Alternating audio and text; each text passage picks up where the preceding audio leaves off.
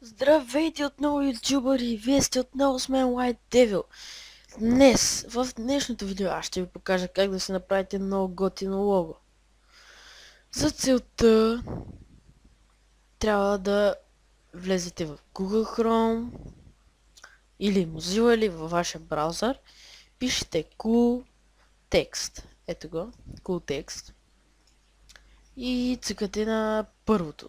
Ето, на първото цъкате.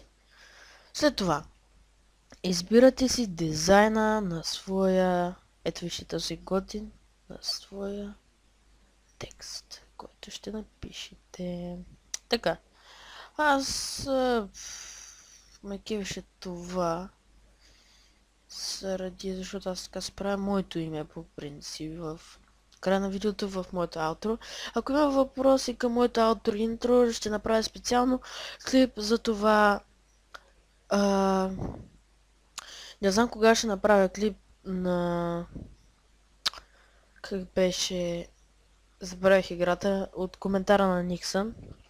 Сега ще влезем в YouTube и ще ви кажа. О, 5 абоната, благодаря ви много. Така... Гледал съм си по един път всеки клип, само как се работи с каптация не съм гледал. Да. Колко направих приятели, които играх. Моят приятел Никсън Влог пише: що не разцъкаш The Beginning of Ides Rabbit? Добро видео.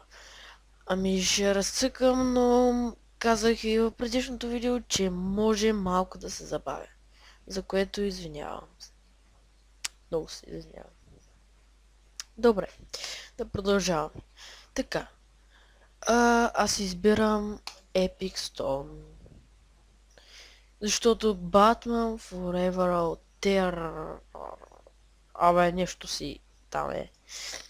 Така си правя накрая моите авторта. Това е само едно.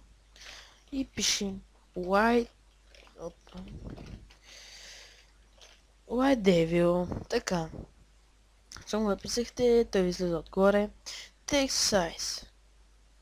Може да го изберете да е доста по-голям. И вече с blur, сенки дали да има, абсолютно всичко. Вие не сте толкова прости хора, за да не можете да разберете. И аз го знам, че не сте. Така, след това отивате най-татък и натискате Create Logo. Download image и го отваряте и готово. Това е вашето готино име.